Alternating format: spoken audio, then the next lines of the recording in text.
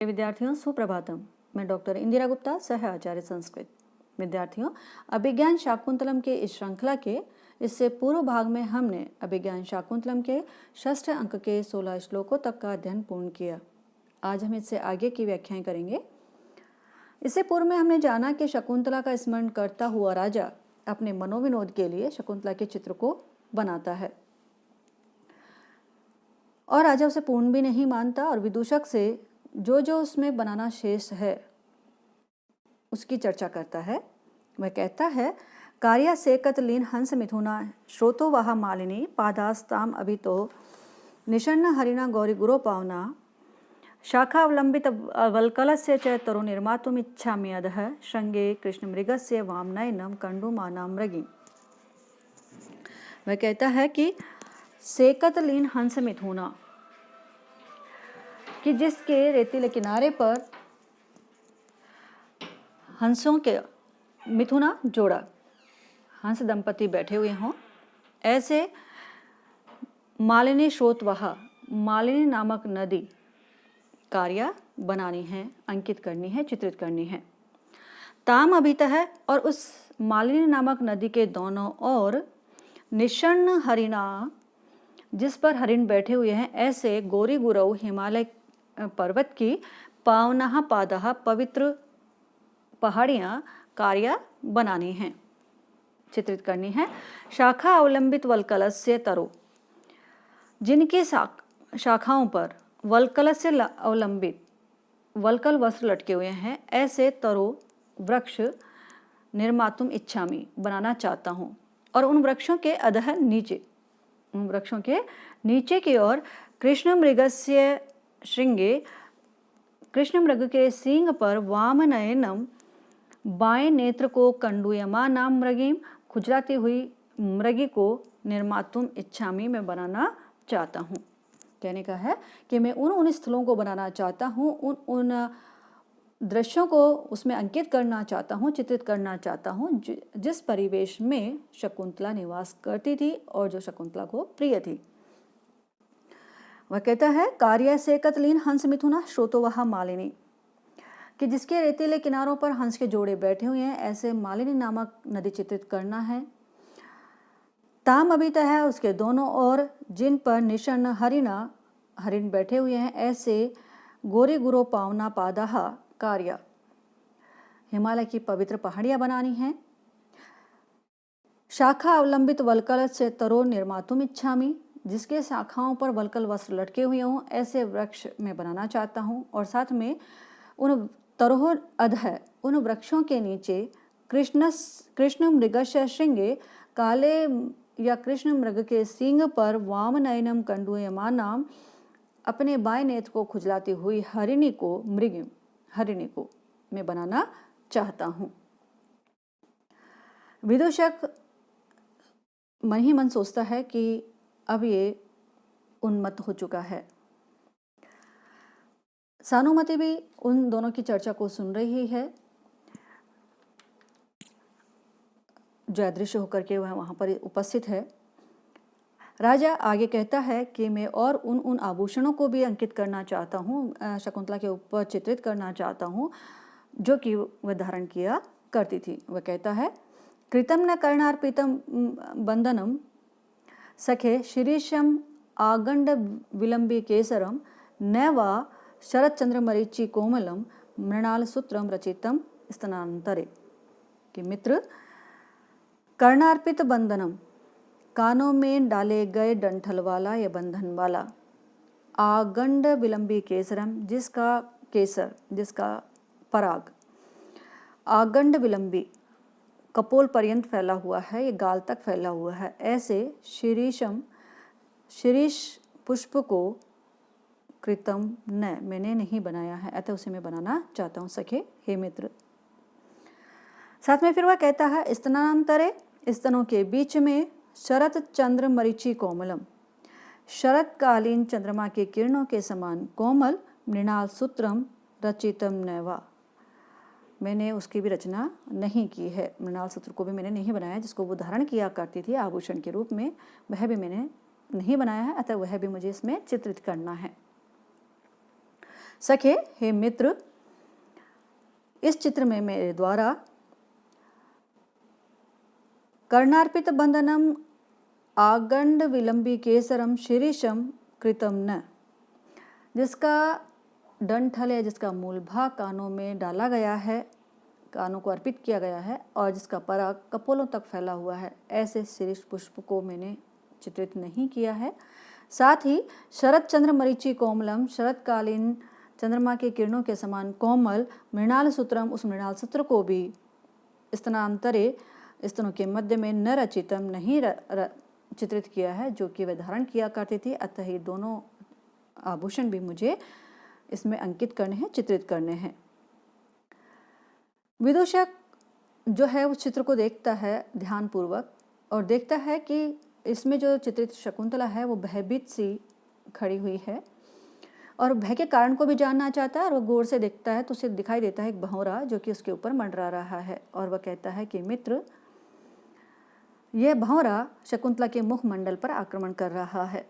राजा कहता है कि इस ढीठ भ्रमर को रोको। विदूषक कहता है आप शासन करने वाले हैं, आप शासक हैं, अतः आप ही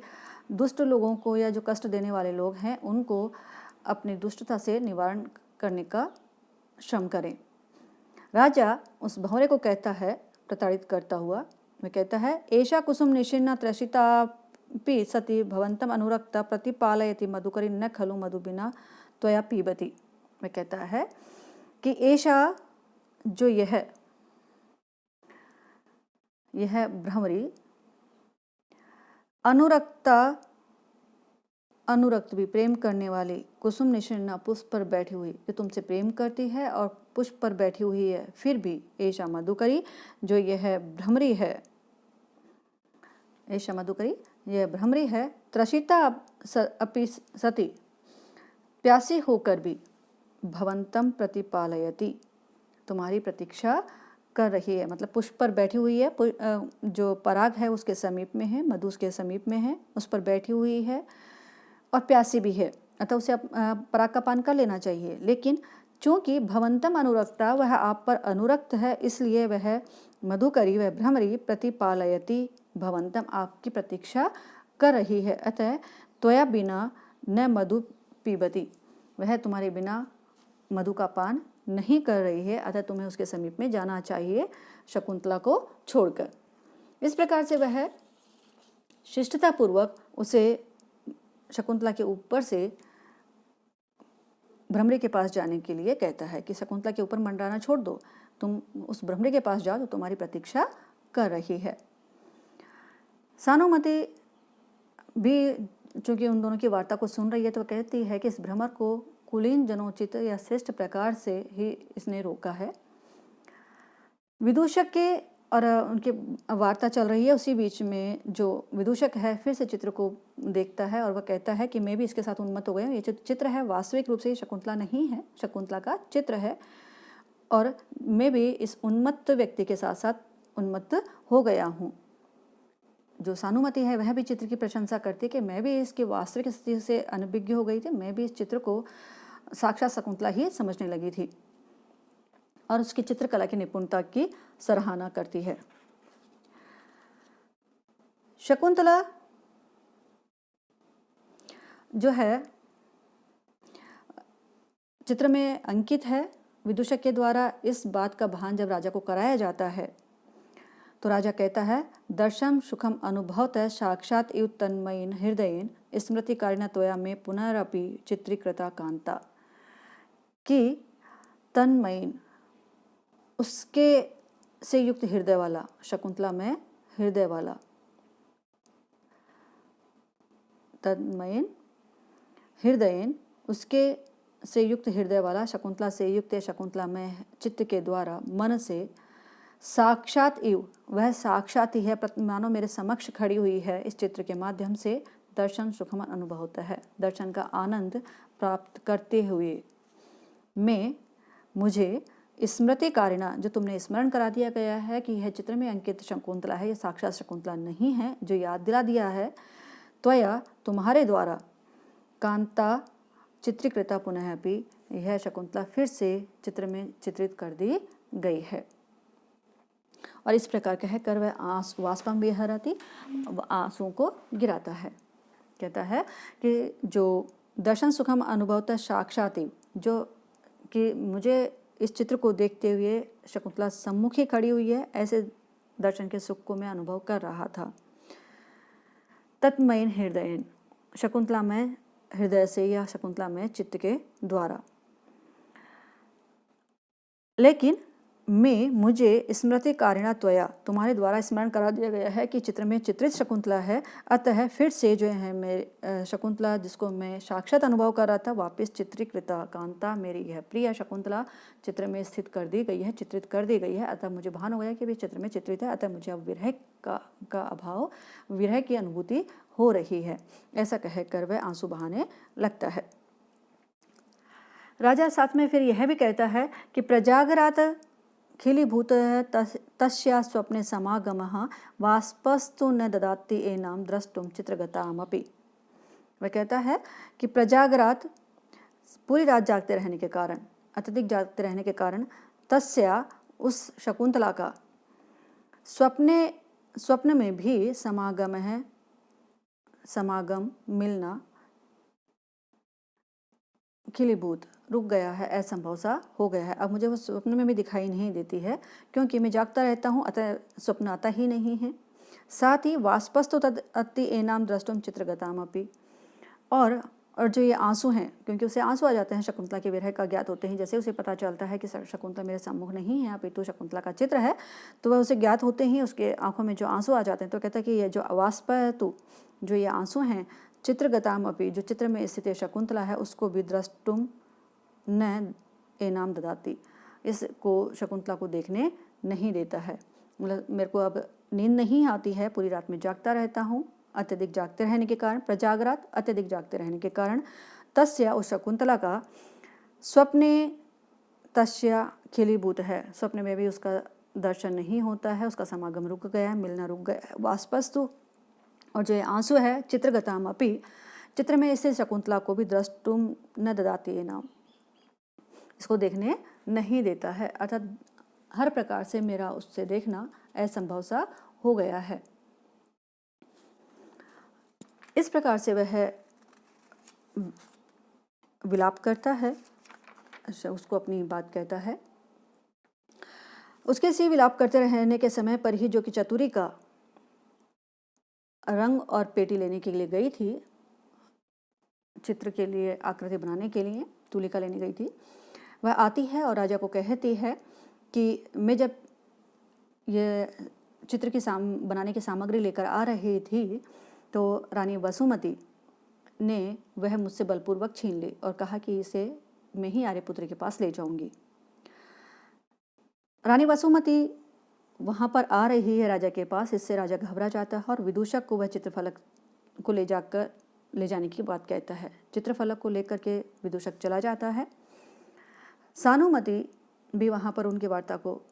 देख रही है और वो देख रही है कि यह शकुंतला के प्रति आसक्त हृदय वाला है, फिर भी वसुमती के प्रति भी प्रीति की अपेक्षा रखता है। विदूषक के चले जाने के बाद जो प्रतिहारी प्रवेश करती है और प्रतिहारी एक पत्र लेकर आती है हाथ में और राजा से निवेदन करती है कि राजकीय धन संग्रह की गणना के कारण, जो मंत्री हैं वो निवेदन कर रहे हैं कि धन संग्रह की गणना की अधिकता के कारण आज एक ही नागरिक के कार्य की जांच उन्होंने की है, अतः आप इस पत्र पर लिखित जो नागरिक का कार्य है उसको देख लें। राजा उस पत्र को देखता है और देखता है कि जो धनमित्र नाम का एक व्यवसायी है, वह जहाज टूट जाने के कारण मर गया है, समुद्र के द्वारा व्यापार करता था और वह संतानहीन है, अतः उसकी संपत्ति राजकोष में जमा की जाए या क्या किया जाए, इसके बारे में वह पत्र है। राजा कहता है कि वह चूँकि धनिक था, धनवान होने के कारण उसकी कई पत्नियां रही होंगी, अतः किसी भी पत्नी को कोई पत्नी गर्भवती तो नहीं है, यदि गर्भवती है तो गर्भस्थ बालक पिता की संपत्ति का अधिकारी होना चाहिए, इस प्रकार का वह निर्णय करता है और कहता है कि प्रतिहारी जाकर के और तुम यह घोषणा करवा दो कि येन वियुज्यते प्रजा स्निग्धेन बंधुना स स पापात्रिते तासाम दुष्यंत इति घुष्यता, कि येन वियुज्यते प्रजा, प्रजा मतलब जो भी प्रजाजन हैं, वे येन वियुज्यते जिस जिस भी स्निग्धेन बंधुना प्रिय संबंध से वियुक्त होते हैं, विरहित होते हैं, पापात्रिते पाप कर्म के अतिरिक्त दुष्यंत राजा दुष्यंत तासाम उन सब व्यक्तियों का सह वह स्निग्ध बंधुना स्नेही बंधु संबंधी है। इति घोषिताम, ऐसी घोषणा कर दो। मतलब कहने का है कोई भी प्रजाजन में कोई भी व्यक्ति अपने आप को अकेला न समझे। जिसने भी अपना स्नेही या प्रेमी जन खोया है, यदि वह उससे वियुक्त होता है, जिसने भी उस अपने प्रिय संबंधी से जो विरहित होते हैं, वे राजा दुष्यंत को अपना समझें, वह उस संबंध से युक्त समझें, सिर्फ एक संबंध को छोड़कर। पापात्रिते मतलब कहने का कि जिसका स्त्री का कोई पति, जो स्त्री पति से रहित हो गई है, उससे वियुक्त हो गई है, तो मैं उस स्थान को ग्रहण नहीं कर सकता।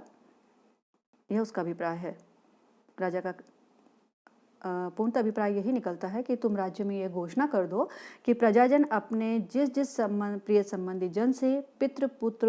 कुटुंबी जन से देवयोग से रहित हो जाएं, तो वे उस कुटुंबी जन के स्थान पर दुष्यंत को ही अपना कुटुंबी समझें, अपना स्नेही समझें। हाँ, पाप कर्म के अतिरिक्त, अर्थात यदि कोई स्त्री पति वियुक्त हो गई है तो दुष्यंत उसके स्थान पर परस्त्रीगामी नहीं होगा। इस प्रकार की घोषणा करने के लिए वह प्रतिहारी से कहता है। प्रतिहारी के चले जाने के पश्चात राजा है जो बहुत उसे अफसोस होने लगता है कि वह भी संतान रहित है, और संतान के अभाव के कारण निराश्रित कुलों की संपत्तियां वंश के प्रतिनिधि मूल पुरुष से के मृत्यु हो जाने पर दूसरों के पास चली जाती हैं, ऐसा उसे एहसास होने लगता है। और वह कहता है कि मेरे मरने पर भी पुरुवंश की जो लक्ष्मी है उसकी यही दशा होगी, अर्थात वो किसी और के पास चली जाएगी। और यही विचार करता हुआ वह अपने पूर्वजों के प्रति, जो उनको श्राद्ध के समय जो तर्पण करता है, उसके लिए वो कहता है कि जो मेरे पूर्वज हैं वे किस प्रकार से उसको ग्रहण करते होंगे।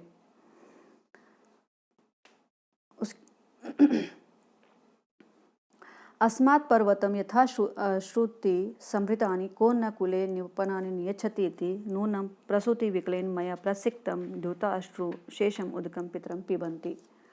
वह कहता है कि ओह खेद की बात है कि अस्मात् इस दुष्यंत के परम बाद में,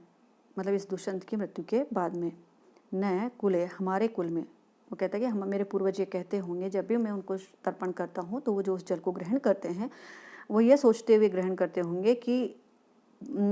खेद की बात है कि अस्मात् परम, इसके बाद में, इस दुष्यंत के बाद में, न कुले हमारे कुल में, यथा श्रुति वेद विधि की रीति से संभृतानि जो तैयार किए गए न्योपनानि, जो श्राद्ध और तर्पण का जो जल है, नियच्छति कह नियच्छति, कौन देगा, कौन हमें यह जल प्रदान करेगा आगे। और यह सोच करके नूनम निश्चित रूप से जो मेरे पितर है, हमारे पूर्वज, मृत पूर्वज जो हैं, वंशज हैं, प्रसूति विकलेन मया संतान रहित मेरे द्वारा प्रसिक्तम दिए गए उदकम जल को, यह तर्पण के जल को, द्योता अश्रुशेषम जो वो आंसू बहाते हैं उस स्मृति करके, उस धोए गए आंसुओं से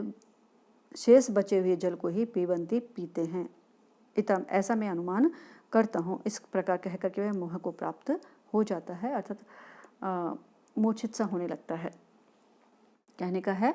कि वह यह विचार करता है कि चूँकि मैं भी संतानहीन हूँ, जिस प्रकार से धनमित्र था, और उसके बाद में अब मेरे बाद में मेरे पितरों को कौन वेद विधि से तर्पण देगा, श्राद्ध करेगा। और यही सोच करके जो मेरे पूर्वज हैं, जब मैं श्राद्ध करता हूँ, उनको तर्पण देता हूँ, तो वो ये सोच करके और उस शेष जल को पीते होंगे जो कि वो याद कर करके जो आंसू बहाते हैं पहले उनको धोते होंगे और उसके बाद में जो शेष बचा हुआ उदक का है, तर्पण का जल है, उसको धारण करते होंगे या ग्रहण करते होंगे। इस प्रकार से वह विचार करने लगता। अस्मात् परम वत यथा अश्रुति संभृतानि। अस्मात् परम वत खेद की बात है कि अस्मात् परम इस दुष्यंत के बाद में यथा श्रुति संभृतानि जो वेद विधि से तैयार किया गया न्यूपनानि जो जल है, श्राद्ध है, तर्पण है, उसको न कुले हमारे कुल में कै नियच्छति थी, कौन देगा, हमें कौन प्रदान करेगा, कौन श्राद्ध हमारा करेगा। नूनम निश्चित रूप से मया प्रसिक्तम प्रसूति विकलेन, संतान रहित मेरे द्वारा ये इस प्रकार से किया गया श्राद्ध या तर्पण को मेरे जो पितर है द्योता अश्रुशेषम उदकम, अपने आंसुओं को धो लेने से के बाद में शेष बचे हुए जल को पीबंती धारण करते होंगे, ग्रहण करते होंगे। इस प्रकार से राजा खेद का अनुभव करता है। साथ ही राजा जो है इसके पूर्व में याद करता है कि संरोपिते अपि आत्मनि धर्मपत्नी त्यक्ता मया नाम कुल प्रतिष्ठा कलिष्यमाण महते फलाय वसुंधरा काल इवोक्त बीजा, कि काले समय पर, उचित समय पर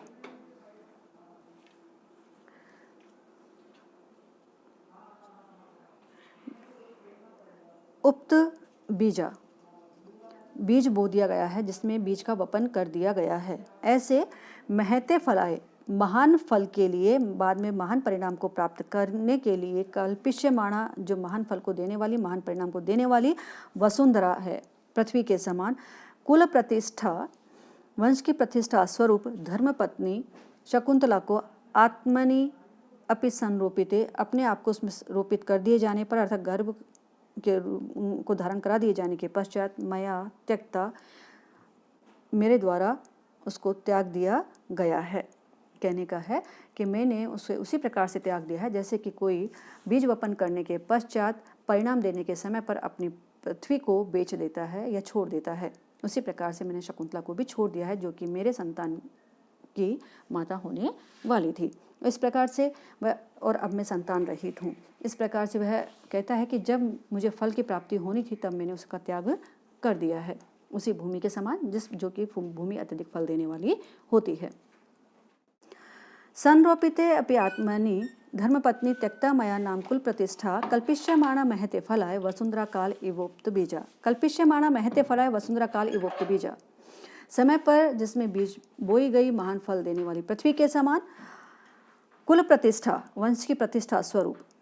संरोपिते अपि आत्मनि धर्मपत्नी त्यक्ता मया नाम, प्रतिष्ठा स्वरूप धर्मपत्नी शकुंतला का मैंने उसमें पुत्र का आरोपण करके या गर्भ रूप में बीज का आरोपण कर देने पर भी परित्याग कर दिया है। तात्पर्य यह है कि समय पर जिसमें बीज बो दिया गया है और जो महान फल को निकट भविष्य में देने वाली है, ऐसी पृथ्वी को जैसे कोई व्यक्ति त्याग देता है, उसी प्रकार मैंने अपने वंश की उत्तरोत्तर वंश परंपरा को चलाने वाली, गर्भ से युक्त और निकट भविष्य में पुत्र प्रदान करने वाली अपनी धर्मपत्नी शकुंतला को का परित्याग कर दिया है। चतुरिका ऐसे समय पर कहती है कि राजा है उनको धैर्य बनाने के लिए विदूषक को लाया जाना चाहिए, और वह विदूषक को बुलाने जाती है। और ऐसे में ही राजा विचार कर रहा है कि अस्मात् पर्वतम यथा श्रुति समृतानि को न कुले न्यूपनानि नियच्छति इति नूनम प्रसूति विकलेन मया प्रसिक्तम द्योता अश्रुशेषम उदकम पितरः पिबन्ति। वह विचार करता है कि मैं दुख की बात है, कष्ट है मुझे कि कि मेरे पितर कष्ट पाते होंगे, और वह विचारते होंगे कि इस दुष्यंत के बाद हमारे कुल में वेद विधि की रीति के अनुसार तैयार किए गए श्राद्ध तर्पण को कौन देगा। और यह विचार करते हुए वे अश्रु प्रवाहित करते होंगे और यह सोचकर अवश्य ही जो मेरे वंश के पूर्वज हैं वे संतान रहित मेरे द्वारा दिए गए जल को उन आंसुओं को धोते होंगे और उससे शेष बचे हुए तर्पण के जल को ग्रहण करते होंगे। इस प्रकार से वह विचार कर करके और मूर्छित हो जाता है। आगे शेष अगले भाग में। धन्यवाद।